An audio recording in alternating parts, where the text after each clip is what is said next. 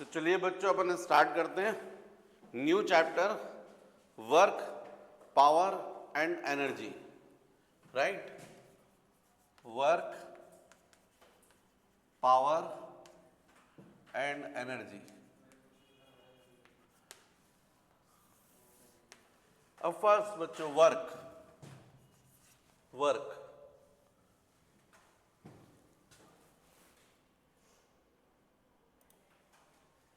बच्चों first work. तो work की जो डेफिनेशन होती है, it is the product of force and displacement along the direction of force. What is work? It is the product of force and displacement along the direction of force. यदि ये definition है तो फिर इसके basis पर आप सारी बातें समझ सकते हैं। ये मान लीजिए इंक्लाइंड प्लेन है और इस प्लेन का इंक्लिनेशन है थीटा। यहां पर कोई बॉडी है और मान लीजिए आपने ये फोर्स लगाया F हॉरिजेंटल डायरेक्शन में, लेकिन बॉडी जो है वो यहां पर यहां से यहां आ गई है S A to B। यदि डाउनवर्ड डायरेक्शन में बात करें, यहां से परपेंडिकुलर ड्रॉ करें तो इसका फुट है C। अब यदि आपसे इस डेफिनेशन के बेसिस पर वर्क पूछा जाए तो आपका आंसर होगा force F into of AC, क्योंकि भले ही बॉडी ए से बी पर गई है पर फोर्स के डायरेक्शन में उसका डिस्प्लेसमेंट कितना हुआ AC। इसलिए वर्क होना चाहिए it is the product of force and displacement along the direction of force. अब आपको मालूम बच्चों ये S है, एक्चुअल में बॉडी डिस्प्लेस हुई है S। अब इसका कंपोनेंट, ये वाला कंपोनेंट जो एंगल बना रहा है, ये कितना जाएगा S cos थीटा। ये मैंने आपको कई बार सिखा दिया, रट गया होगा अब तो, कि कभी भी आप किसी रिजल्टेंट को रिजॉल्व कर सकते हो उसके टू परपेंडिकुलर कंपोनेंट्स में।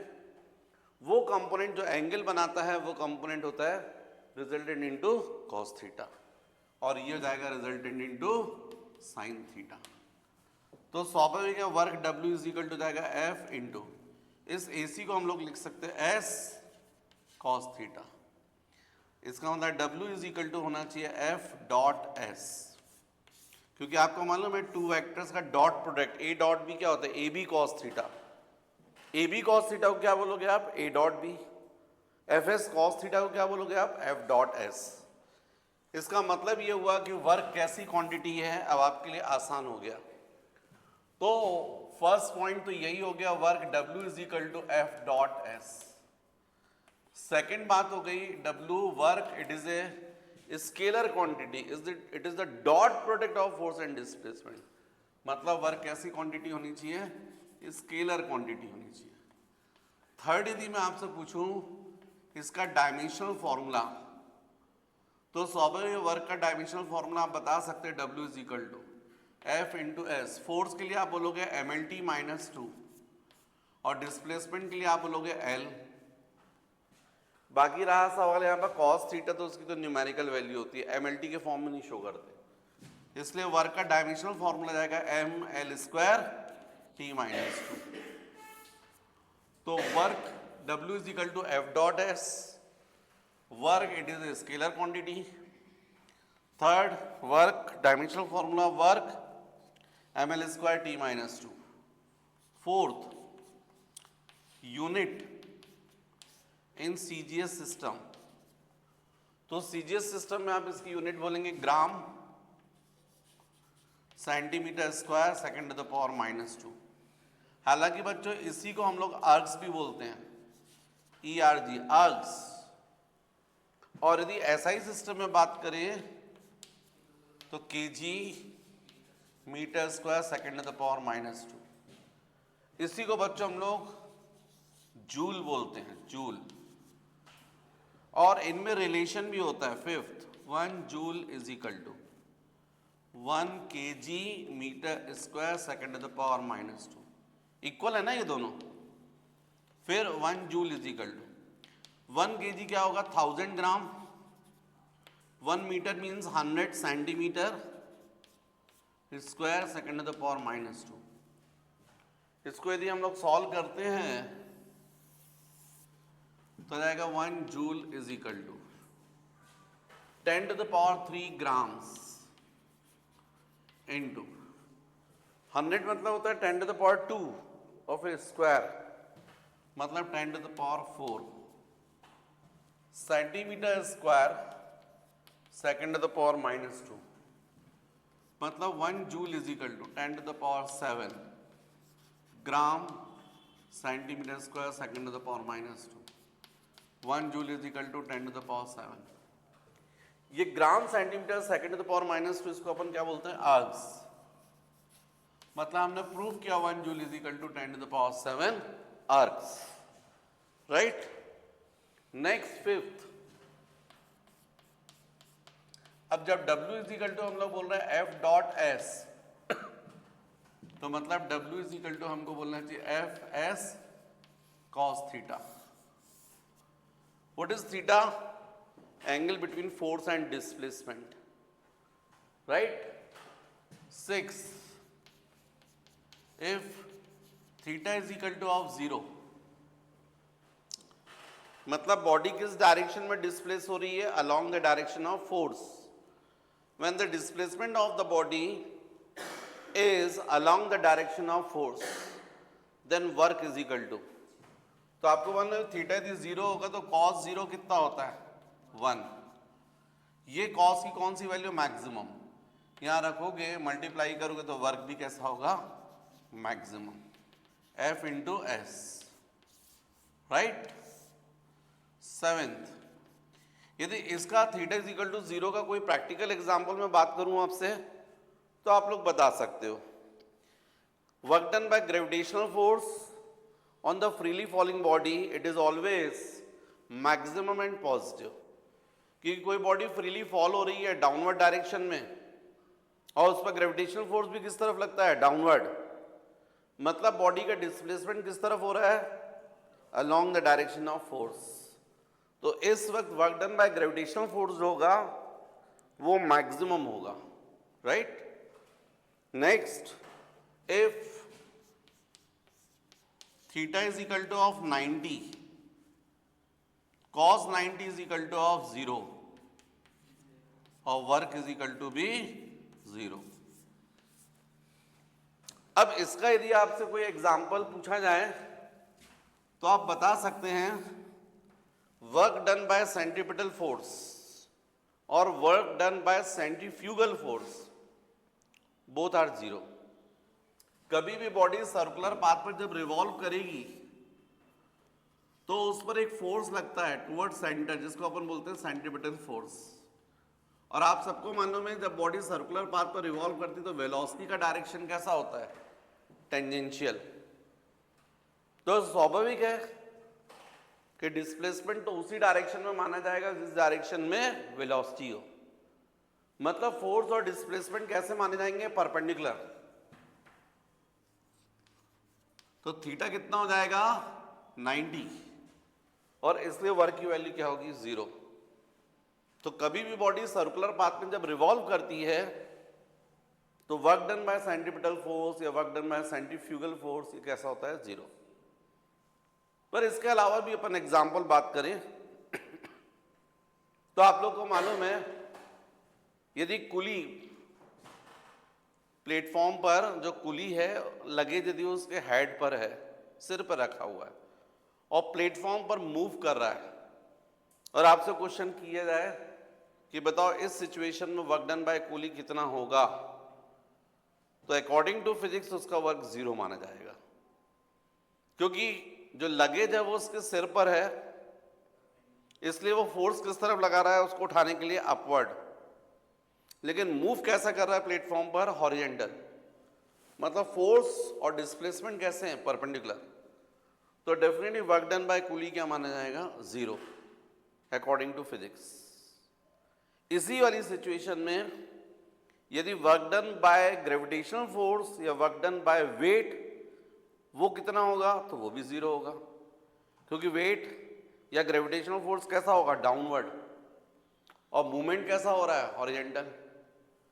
तो डेफिनेटली फोर्स और डिस्प्लेसमेंट कैसे हो गए? परपेंडिकुलर। थीटा कितना हुआ? 90।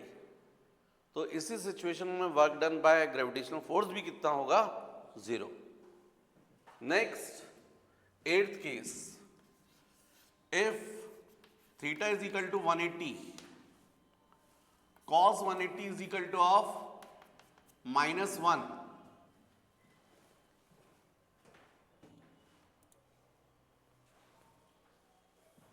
तो जब थीटा 180 होगा बच्चों तो cos 180 की वैल्यू कितनी होती है? -1। अब इस कंडीशन में वर्क कितना होगा? F into S into cos 180 -1। यहाँ पर W का फॉर्मूला क्या है? F into S into cos theta. Theta यदि 180 होगा तो cos 180 की वैल्यू -1 और यहाँ -1 होगा, ऐसा मतलब वर्क की वैल्यू जो आएगी वो कैसे जाएगी? नेगेटिव। नेगेटिव भी आ रही है और साथ में मैक्सिमम भी आ रही है, क्योंकि cos थीटा की ये जो -1 वैल्यू है, ये कौन सी वैल्यू है? मैक्सिमम नेगेटिव वैल्यू है। नेगेटिव है मैक्सिमम।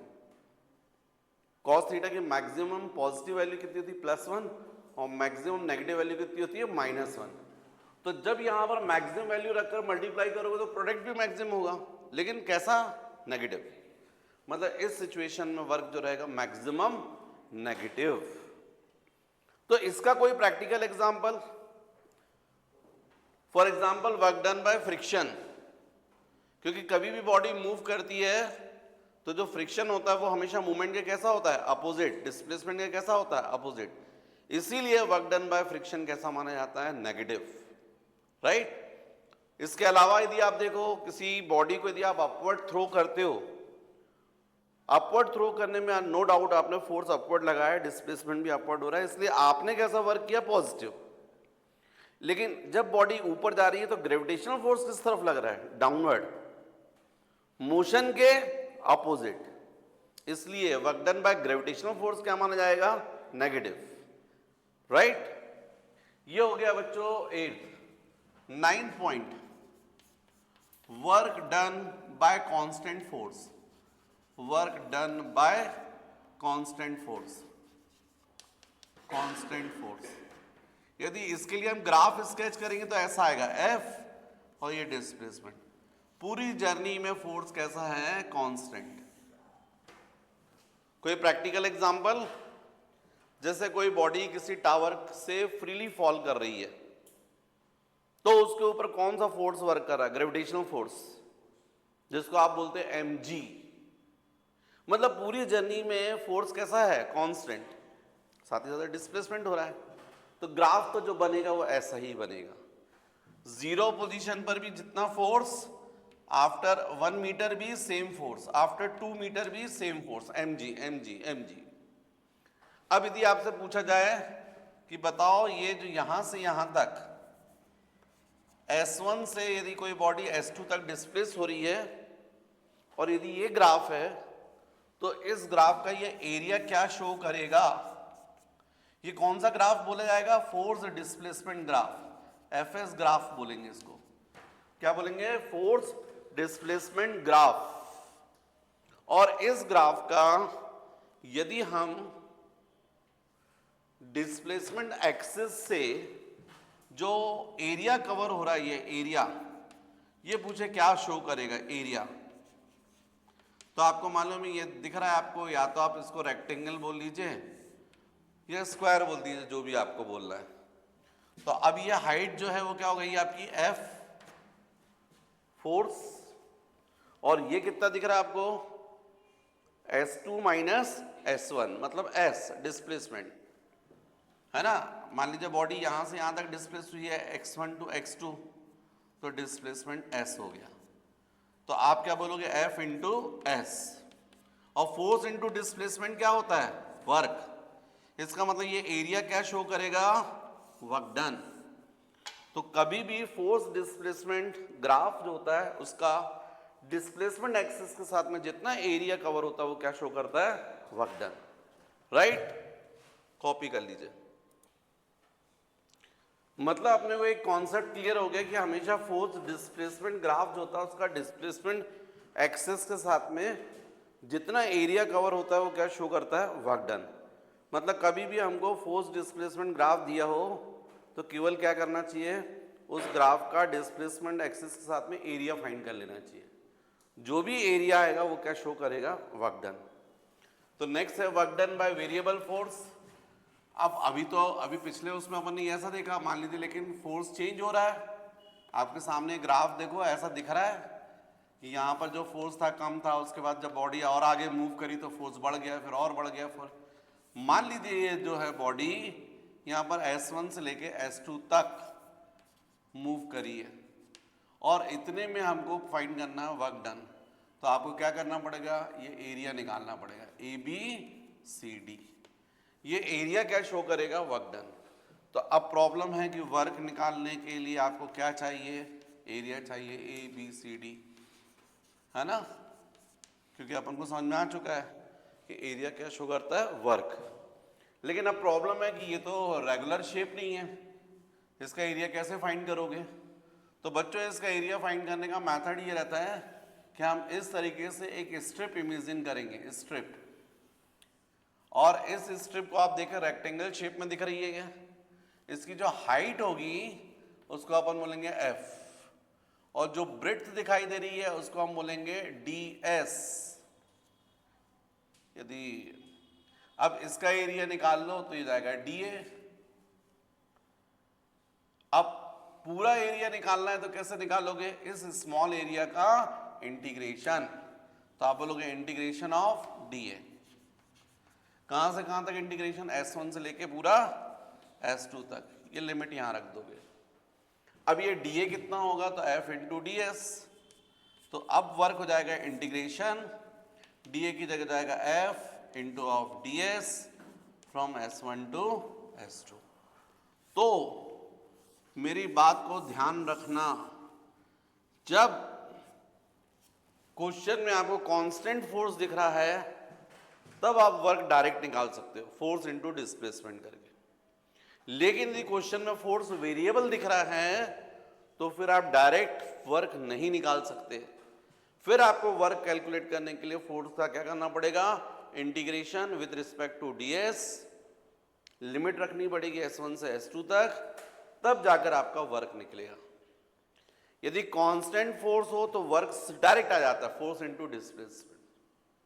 लेकिन जब वेरिएबल फोर्स होता है तब वर्क कैलकुलेट करने के लिए हमको क्या करना पड़ेगा, इंटीग्रेशन। बिना इंटीग्रेशन के यदि आप केवल वो वेरिएबल फोर्स इनटू डिस्प्लेसमेंट करेंगे तो उससे वर्क नहीं आएगा, गलत आंसर आएगा। तो बच्चों ये हो गया वर्क। नेक्स्ट इसके बाद अपन को देखना चाहिए पावर, एनर्जी।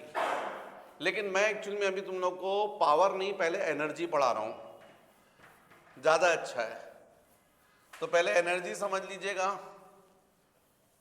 तो मैं आपसे क्वेश्चन करूं व्हाट इज एनर्जी, तो आपका आंसर होगा कैपेसिटी ऑफ डूइंग वर्क।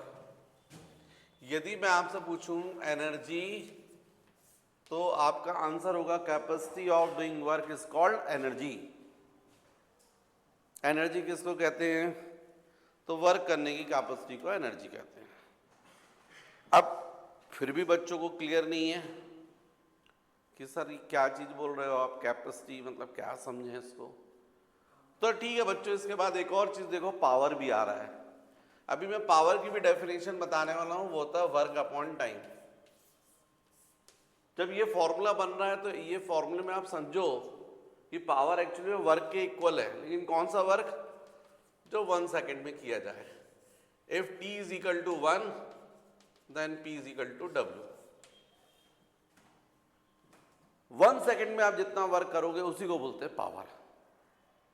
अब एक एग्जांपल है आपके सामने कि मान लीजिए अपन जैसे फर्स्ट फ्लोर पर पढ़ रहे हैं, अपनी क्लास कहां पर है, फर्स्ट फ्लोर पर, और बच्चे जो हैं क्लास से पहले कहां खड़े हैं, नीचे ग्राउंड फ्लोर पर। और मान लीजिए, बात को समझने के लिए मान लीजिए कि सारे बच्चों का वेट इक्वल है। अब मैंने बोला चलो भाई क्लास चालू हो रही है, चलो दौड़ के आओ। तो सब लोग दौड़ के आए, एक फर्स्ट नंबर पर आया, एक सेकंड नंबर पर आया और एक लास्ट में आया। अब मेरा क्वेश्चन ये है कि इन सब बच्चों में बताइए सबसे ज्यादा एनर्जी किसकी है। तो आप लोग का आंसर होना चाहिए सब बच्चों की एनर्जी इक्वल है। क्यों? क्योंकि सारे बच्चों ने कैसा वर्क किया, सेम। वो अपना वेट ऊपर लेकर आए mg, और कितनी हाइट तक लेकर आए h, इसलिए सबने वर्क कैसा किया mgh। तो चूंकि सबने वर्क इक्वल किया है, सबकी कैपेसिटी सेम है, इसलिए सबकी एनर्जी भी क्या हुई इक्वल mgh। जितना वर्क उतनी एनर्जी। लेकिन यदि मैं पूछूंगा सबसे ज्यादा पावर किसका है, तो फिर आपका आंसर होगा जो फर्स्ट नंबर पर है। क्यों? क्योंकि P is equal to W by T. W सबके लिए सेम है, तो P it is inversely proportional to T। जिसने सबसे कम टाइम में सेम वर्क किया उसका पावर क्या माना जाएगा, मैक्सिमम। मतलब आप समझ जाइए, जो 100 मीटर रेस होती है, 200 मीटर रेस होती है, 400 मीटर रेस होती है, मैराथन होती है, उसमें विनर रनर कैसे सिलेक्ट किए जाते हैं, first rank, second rank, third, power के बेसिस पर।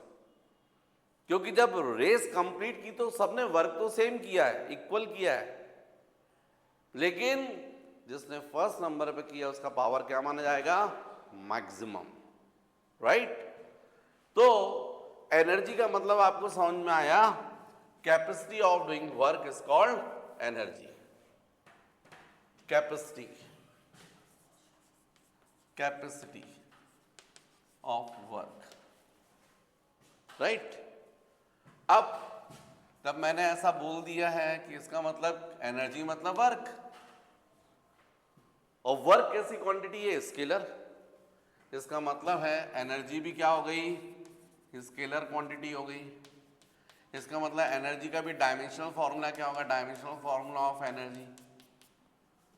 तो आप बोलोगे सेम वर्क का जो होगा ml स्क्वायर T माइनस 2। अब मेरा क्वेश्चन होगा यूनिट क्या है, यूनिट। तो यदि बोलूंगा सीजीएस सिस्टम में यूनिट क्या बोलोगे, डेफिनेटली। अच्छा, एक और चीज है, फॉर्मूले के बेसिस पे यूनिट बता सकते हो। तो वर्क का फॉर्मूला क्या हो रहा था, फोर्स इनटू डिस्प्लेसमेंट। तो आप क्या बोल सकते हो सीजीएस सिस्टम में, डाइन सेंटीमीटर भी बोल सकते हो, डाइन इंटू सेंटीमीटर, या फिर gram centimetre square second to the power minus 2। Right? या फिर क्या बोल सकते हो उसी चीज को, अर्ग्स, डाइन सेंटीमीटर और gram centimetre square second to the power minus 2 और अर्ग्स। जबकि एसआई सिस्टम में क्या बोलोगे, न्यूटन मीटर बोल सकते हो, न्यूटन मीटर। क्योंकि आपका वर्क का फॉर्मूला क्या, फोर्स इनटू डिस्प्लेसमेंट, और वर्क को ही तो आप एनर्जी बोल रहे हो ना। न्यूटन मीटर भी हो सकती है, या फिर KG metre square second to the power minus 2 भी हो सकती है, या फिर इसी को अपन क्या बोल सकते हैं, जूल्स। और इसमें भी रिलेशन तो वही आएगा, 1 joule is equal to 10 to the power 7 ergs. अब इसके बाद मुझे बताना चाहिए आपको different types of energies, different types of energies. Next बच्चों, डिफरेंट फॉर्म ऑफ एनर्जी। तो आप लोग को एनर्जी के डिफरेंट फॉर्म वैसे ऑलरेडी पता है, फिजिक्स में भी यदि आप देखते हैं चैप्टर्स, तो चैप्टर्स के बेसिस पे भी आपको समझ में आ जाएगा। जैसे मान लीजिए सपोज आप काइनेटिक्स पढ़ते हैं, तो एक्चुअल में क्या होता है, मैकेनिकल एनर्जी। फिर उसके बाद यदि आप देखें नेक्स्ट, तो आपको मालूम है फ्लूइड पढ़ते तो लिक्विड एनर्जी है ना, wind energy, heat energy, light energy, sound energy, electrical energy, magnetic energy, nuclear energy, chemical energy, energy के सोलर एनर्जी, बहुत सारे टाइप एनर्जी के। अभी अपने सिलेबस में यहाँ जो पढ़ना है वो है मैकेनिकल एनर्जी। अब यदि अपन मैकेनिकल एनर्जी पढ़ रहे हैं तो मैकेनिकल एनर्जी के दो टाइप हैं, उसमें से फर्स्ट है पोटेंशियल एनर्जी और दूसरा है अपनी काइनेटिक एनर्जी। राइट? तो नेक्स्ट अपन को देखना चाहिए टाइप्स ऑफ मैकेनिकल एनर्जी। तो बच्चों, जो अपन ने बात की मैकेनिकल एनर्जी, इसके टू टाइप्स हैं, first potential energy and second kinetic energy. तो what is potential energy? Energy is stored in the body due to its position is called potential energy. Potential energy is denoted by capital U, हमेशा potential energy को अपन capital U से denote करते हैं। Second होता है kinetic energy. What is kinetic energy? Energy stored in the body due to it's motion is called kinetic energy. अब बच्चों नेक्स्ट हमको देखना चाहिए एक्सप्रेशन फॉर काइनेटिक एनर्जी। तो next expression for kinetic energy, expression for kinetic energy. तो जैसे मान लीजिए कोई बॉडी है और इस बॉडी पर आप फोर्स अप्लाई करते F, जिसकी वजह से बॉडी यहां से यहां पर आ जाती है। इनिशियली ये बॉडी रेस्ट में थी, आपने फोर्स अप्लाई किया, इस बॉडी का मास m है और ये मान लीजिए बॉडी कितना डिस्प्लेसमेंट हो रहा है s। जब यहां पर पहुंची तो इसकी वेलोसिटी हो गई v। अब हमने जैसे बोला काइनेटिक एनर्जी, तो kinetic energy is equal to हमने बोला वर्क डन। भाई एनर्जी मतलब वर्क डन, और वर्क आप लोग को मालूम है फोर्स इनटू डिस्प्लेसमेंट होगा। फोर्स कितना होगा तो आपको मालूम है मास इनटू एक्सेलरेशन होगा। अब हम लोग चाहें तो इसको m इंटू AS भी लिख सकते हैं। अब हमको मालूम है v square is equal to क्या होता है u स्क्वायर प्लस 2AS। तो फाइनल वेलोसिटी चूंकि v है तो v square, u body rest से स्टार्ट करें तो u की value 0 plus 2 into a into s। अब इस 2 को क्रॉस मल्टीप्लाई करते तो v square by 2 is equal to of AS। तो इस तरीके से बच्चों AS की वैल्यू हमको मिली है। ये हो गया kinetic energy, kinetic energy, kinetic energy. अब AS की वैल्यू हम सब्स्टिट्यूट कर दें तो हमको kinetic energy is equal to हो जाएगा m इंटू AS की जगह जाएगा v square by 2, v square by 2। Kinetic energy is equal to half m into of v square. तो काइनेटिक एनर्जी का बच्चों फॉर्मूला होता है हाफ mv स्क्वायर। जल्दी से कॉपी कर लीजिएगा। तो बच्चों जब अपन ने काइनेटिक एनर्जी का ये रिलेशन देखा है तो नेक्स्ट वर्क एनर्जी थ्योरम। तो what is work energy theorem? According to work energy theorem the work done on the body is equal to the increase in its kinetic energy. This is work energy theorem. मतलब work energy theorem ये बोल रहा है कि किसी body के ऊपर जो आप वर्क करते हो किसके इक्वल होता है? Equal to increase in its kinetic energy. तो अब एग्जाम में क्वेश्चन आता है write work energy theorem and prove it. तो हमको अब इसका प्रूफ देखना चाहिए। तो प्रूफ देखने के लिए मान लीजिए यही डायग्राम है और इसमें हमने बॉडी जो है मान लीजिए इनिशियल u वेलोसिटी से मूव कर रही है और मूव करती हुई बॉडी पर फोर्स लगा दिया है जिससे उसकी वेलोसिटी कितनी हो गई v। बॉडी का मास m है और मान लीजिए उसका डिस्प्लेसमेंट कितना है s। अब यदि मैं आपसे बोलूं वर्क डन तो आपका आंसर होगा W work done is equal to mass force into displacement. मतलब W is equal to force हो जाएगा m into A into of s। तो W is equal to m को आप अलग कर लोगे तो a इंटू s। अब आपको पता है v square is equal to u square plus 2as। लेकिन अब प्रॉब्लम ये है कि u की वैल्यू 0 नहीं है तो आप क्या करोगे? v square minus u square is equal to 2as या फिर v square minus u square by 2 is equal to of as। इस वैल्यू को यहां पर सब्स्टिट्यूट कर दीजिए तो अब आपको क्लियर है w is equal to m into as। तो m इंटू as की जगह लिख सकते हैं v square minus u square by 2। आप as की जगह सब्स्टिट्यूट कर सकते हैं v square minus u square by 2। तो अब w इज इक्वल टू हो जाएगा हाफ बाहर निकाल लिया, m को मल्टीप्लाई कर दिया mv square minus half m into of you square. Right? या फिर इसको सेपरेट डिवाइड कर दिया तो v square by 2 minus u square by 2 और m से मल्टीप्लाई कर दिया तो ये जाएगा half mv square minus half mu square means w is equal to this is what final kinetic energy, this is what initial kinetic means w is equal to of del ke। इसका मतलब है if K2 is greater than K1, then W is equal to of positive. And if K2 is less than K1, then W is equal to of negative. जब kinetic energy increase होगी, final kinetic energy ज्यादा हो रही है, मतलब increase हो रही, तो वर्क क्या माना जाएगा? पॉजिटिव. लेकिन जब kinetic energy, final kinetic energy less है इनिशियल से, तो वर्क क्या माना जाएगा? नेगेटिव. तो इसलिए आप देखो इस तरीके के सेंटेंस यूज किए जाते हैं.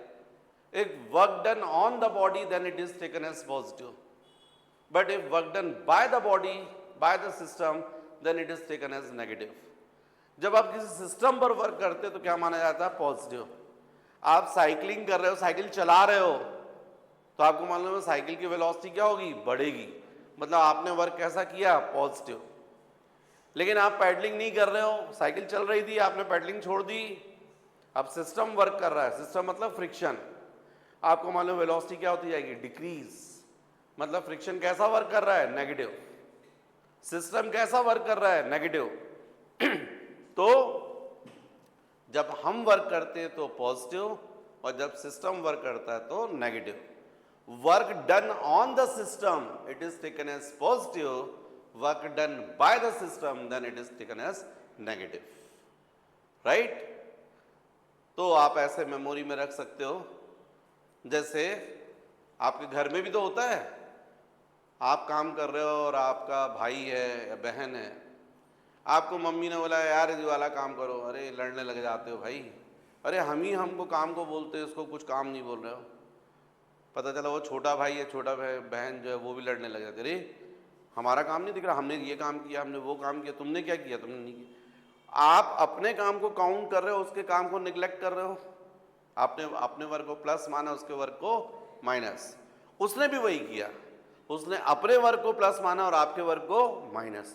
तो मतलब जब भी हम वर्क करेंगे तो प्लस और सिस्टम वर्क करेगा तो माइनस. तो ऐसे आप याद रखिए, work done on the system it is taken as positive, work done by the system is taken as negative. किसी स्टोन को आपने थ्रो किया अपवर्ड, आपने कैसा वर्क किया? प्लस.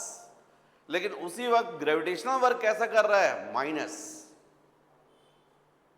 आपके कारण वेलोसिटी क्या हुई थी? बढ़ी थी. अच्छा वाला स्टोन था, आपने ऊपर फेंका, यू से कुछ वेलोसिटी हुई, लेकिन आपने वर्क बीच में छोड़ दिया, सिस्टम वर्क कर रहा है कैसा? माइनस. उसके कारण वेलोसिटी क्या हो गई? डिक्रीज. राइट? मतलब काइनेटिक एनर्जी क्या हो रही है? डिक्रीज. तो जब हम काम करेंगे तो काइनेटिक एनर्जी बढ़ेगी, सिस्टम करेगा तो काइनेटिक एनर्जी माइनस. जल्दी से बच्चों कॉपी कीजिए.